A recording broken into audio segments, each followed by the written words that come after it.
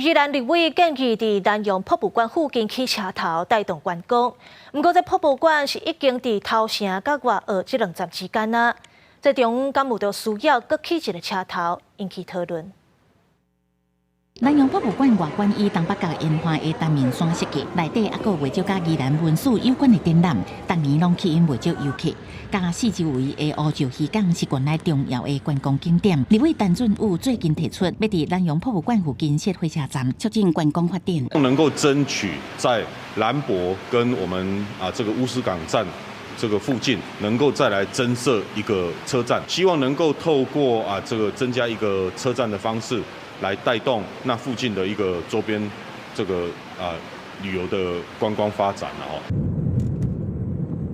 头城车站到乌石港沿路两边车拢停满，人行道嘛无完善。陈俊武认为，较早北宜伫铁案都捌规划南洋博物馆站，当地人较济，暗过要为头城站还是外澳站过去，行路无方便。先道阁拢招沙石车，坐接驳车车班嘛真少。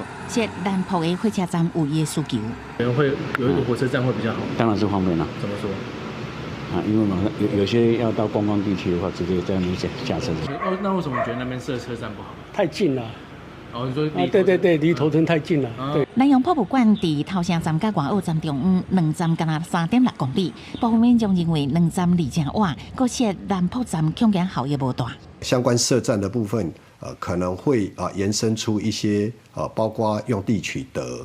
包括场站的配置等等那这个部分，我想可以透过可行性评估来做一个充分的了解。宜兰县政府认为，明早会当设南洋博物馆站，会当为游客增加真侪便利性。